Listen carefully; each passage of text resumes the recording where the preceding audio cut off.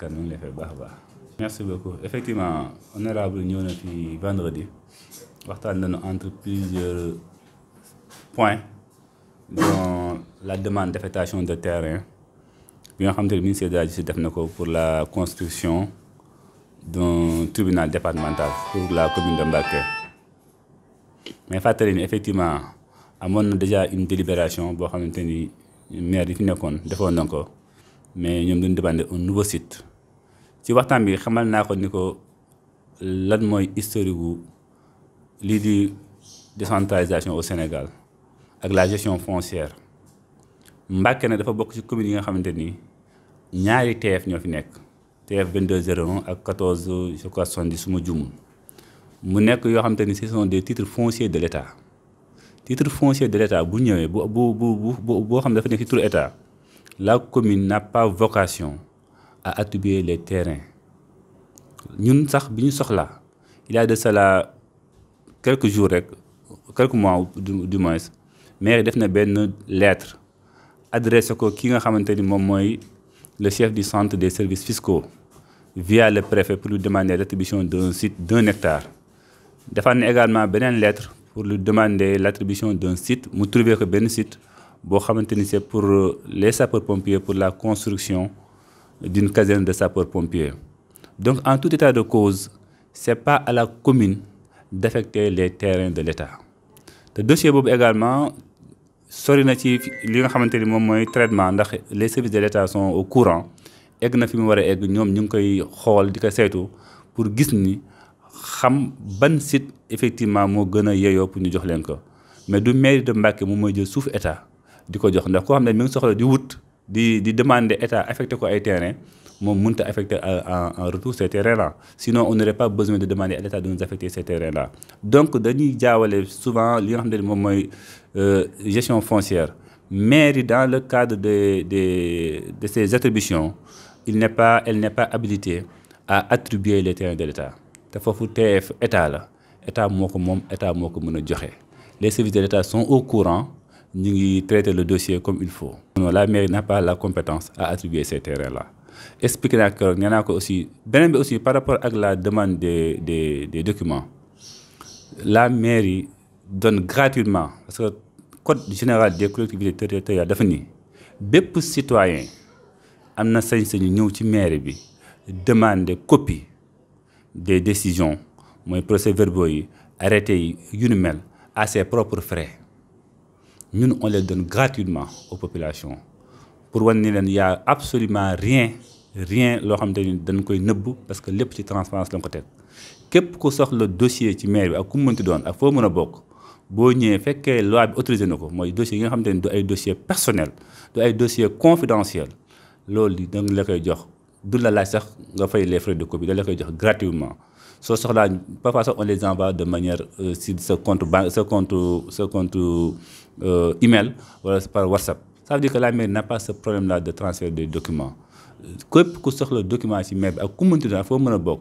bu fekkee des documents yi nga xam ne moom la texte yi autorisé ñu jox la ko dala ko jox mais nag y a des documents qui sont confidentiels y a des documents qui sont des documents personnels yooyu moom mun ñu ko mettre sur la table pour jox ko ay nit. Il a demandé la copie de la lettre du ministère barki démb rek jox naa ko document mu jëm ci wàllu PV réunion jox nañ ko document bu soxlaa li nga xam ne moom mooy ay délibération yooyu yëpp c'est donné mais am na de ces lettres là c'est confidentiel on peut pas les donner à tout le monde donc document confidentiel mun ñu ko génne ci partout mais la commune donne gratuitement je dis bien gratuitement alors que la loi nous dit que képp ku soxla document dafa war a copier à ses frais mais ñun da leen koy jox gratuitement pour leur montrer que y a pas de rétention d'information par rapport à ce sujet là. léegi terrain bi ñu wax fii pour tribunal bi est-ce que terrain boobu moom la ñuy maintenir ba léegi wala. loolu nag bon du ma may ñooy maintenir parce que tribunal moo bëgg tabax moo xam li ko soxal l'essentiel li nga xam ne moom mooy rôle maire yi ak rôle les services de l'État mooy surtout impôt domaine urbanisme cadastre daanu xool un site approprié et ñu jox ko. loolu moo amoon également je peux expliquer li mel ni tey jii par rapport ak ISEP bi quand il y a eu le projet de l'ISEP mais état du Sénégal dafa ni maire dama bëgg defar ISEP Mbacké est-ce que bëgg ngeen ISEP ñu ne waaw fa la maire yem parce que moom day joxe avis sur le projet mais le site a été trouvé par les services de l'État donc du mairie encore une fois mooy attribuer les terrains de l'État mais ce sont les services de l'État ñi fi toogal ci wàllu suuf moom mooy le receveur des domaines bu Diourbel ñooñu nag dinañ ànd ak les services compétents urbanisme cadastre ñu xool assiette foncière zone bi ak par rapport à leur disponibilité ak par rapport également xëy na la position géographique ak ni nga koy soxlaa ñoom ñooy def ay propositions par rapport à ça et c'est eux qui attribuent mais c'est pas à la mairie d'attribuer encore une fois ces terrains là parce que ça ne ressort pas de ses compétences transférées. du moom lay wax du mairie mooy def proposition site mais da nga ko ciy boole buñ dee def li nga xam ne moom mooy tey jii xool suuf si wàllu territoire dam la daañu ci boole mairie bi parce que effectivement foofu dëkkam la mais encore une fois ce sont les services de l'État à travers le receveur des domaines ñoom ñooy gérer ces documents là en relation également avec les autorités administratives donc en tout état de cause li ñu ci war a xam mooy ni du mairie sa moom mooy génne suuf joxe ko parce que du suuf soosu noonu ce sont des titres fonciers de l'État titre foncier État mairie sañu koo joxe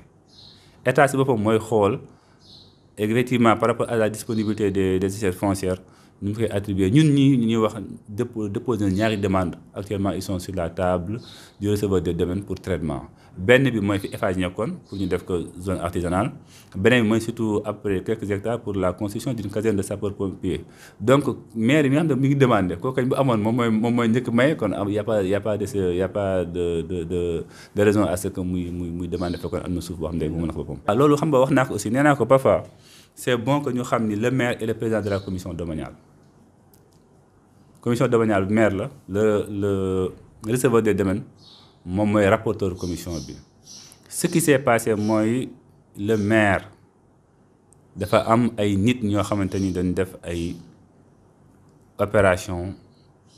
jëloon seen ay suuf maam yi ñu doon bay ñu demander des régularisations foncières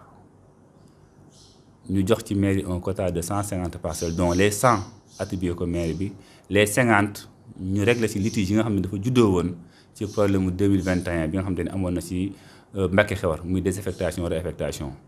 bi mu amee maire dicté ko conseil municipal bi li may wax nii c'est devant le préfet de Mbacké le procès verbal également am na fi mën na la ko jox ngeen xool ko après conseil bi demandé ko à ce que parcelles yooyu mu attribué ko ñi nga xamante ne moom mooy les conseils municipaux moom mu leen man loolu du sama gis-gis dama jàpp ni man d'accord ma ci loolu nañu fexe ba parcelles yooyu noonu suuf soos noonu ñu mun koo ñi nga xam ne am nañ ci ay problème ñu régler ko le reste ñu def ko ci patrimoine maire bi mais puisque maire aussi nag le conseil municipal moo souverain li conseil municipal bi demandé loolu lay def mu ni moom fekkee conseil municipal li mu demandé mooy ñu mayee terrain yi ñi soxla nañ def demande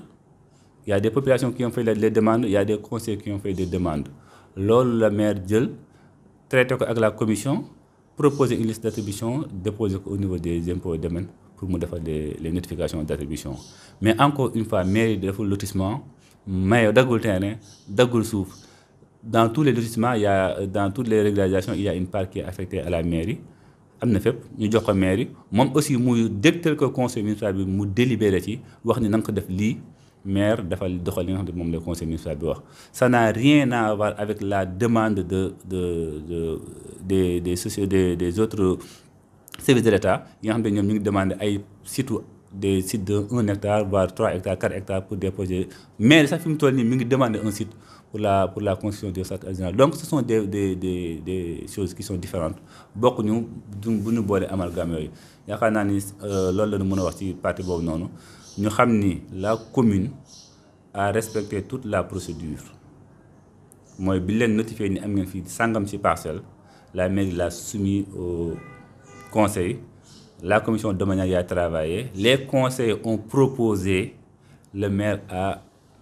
en tout cas suivi la majorité parce que loolu aussi mooy démocratie donte moom loolu du gis-gisam n'empêche il a suivi la loi de la démocratie de la majorité qui a demandé à ce que les terrains puissent être attribués aux populations. C'est pas seulement les conseils, c'est toutes les populations, toutes les couches de population ont été touchées. Actuellement, on attend également la sortie des attestations d'attribution provisoire et de notifications qui seront signées par le receveur des domaines.